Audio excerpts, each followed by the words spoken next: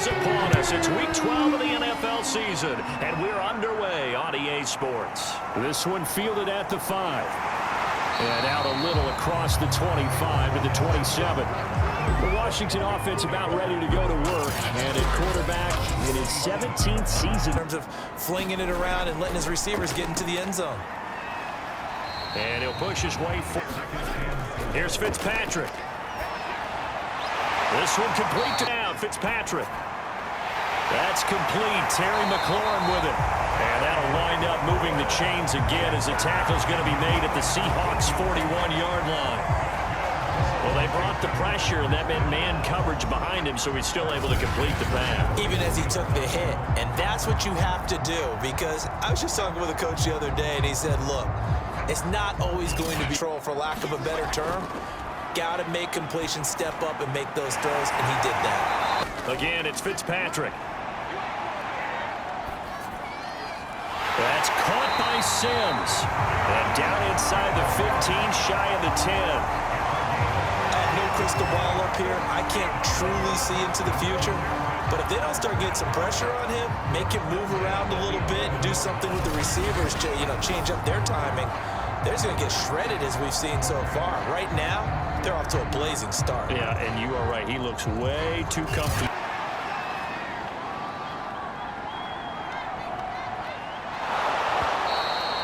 It's a loss of 11 on the play, and that'll make it 3rd and 13.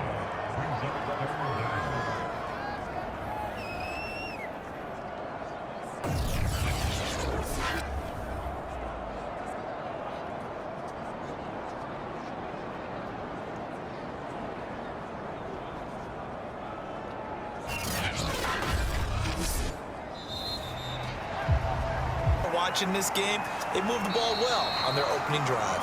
And able to get this across the 20, but not much further as he's dropped at the 23-yard line. Here come the Seahawks and their offense now under veteran head coach Pete Carroll. They'll be led by their 9th-year quarterback out of MNF.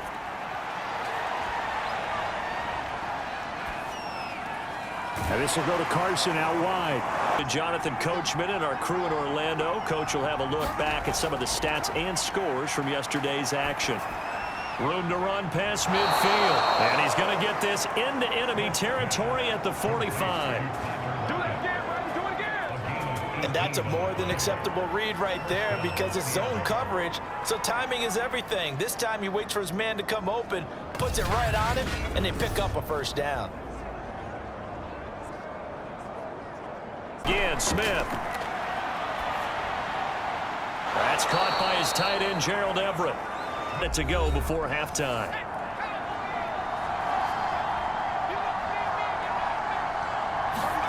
Now Gino on first down. Oh, it's out. Smith lost it. And does Washington have it? They do. Does the big boy have the juice? The 40. The 20. 10. And he gets it back into the end zone. It's a fumble recovery leading to a Washington touchdown. Dustin Hopkins on now to add the extra point.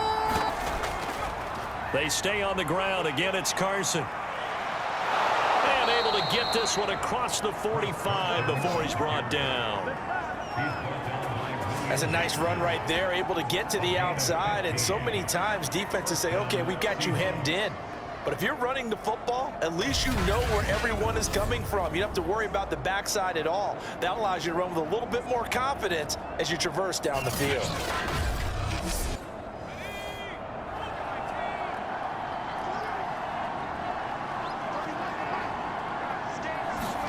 Smith on first down. And that, nearly picked off. Well, it would have been a great time for their first interception of the game. Instead, it's second down. To throw once more on 2nd and 10. Smith. He'll check that down to Carson. He'll be taken down at the 48 for a pickup of 2 yards.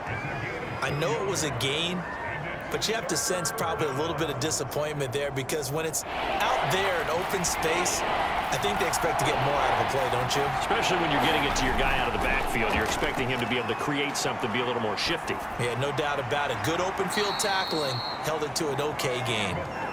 2 yards is all they'll get on the completion. It's 4th down. Brandon, a good idea there on 3rd down. Run a little clear out and hope you can get your receiver the ball coming across the formation. Nice design, but well played defensively, and they stop him well short. Now here's Michael Dixon, as he should be able to pin him back deep here with his first punt. Here's Fitzpatrick. And he will find his man Samuel. And they work this well upfield across the 45.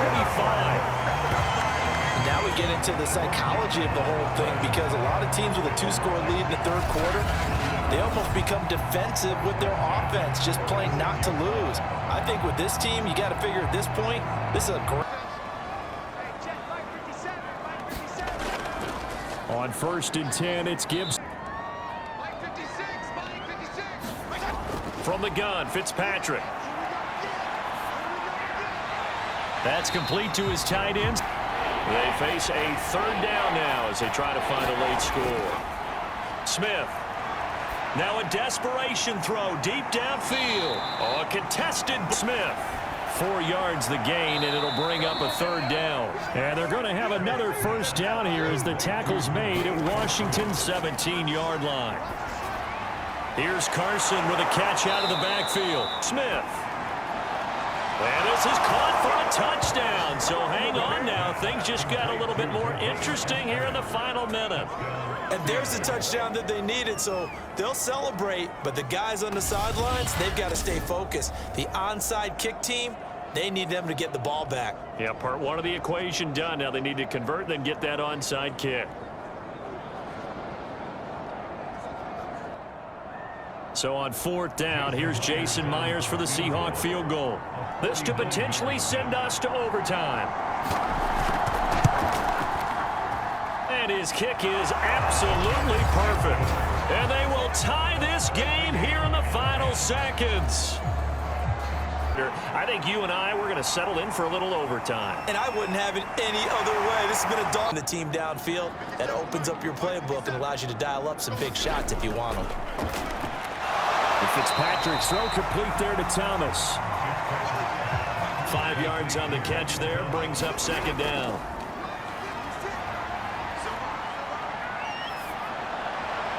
Throw right side, going to be caught by Seals-Jones. And he's going to be out down inside the 20 at the 15. This one took us deep into the night, but in the end, after 5 quarters, we're unable to determine a winner. Well, can I say it? I think it's a fair outcome of the kind of game that we had, pretty evenly matched. But here's where it gets tough. Because it was a night game, makes it much shorter on the turnaround, doesn't it? Especially for the visiting team. So that'll just about do it for Charles Davis. I'm Brandon Gaudin.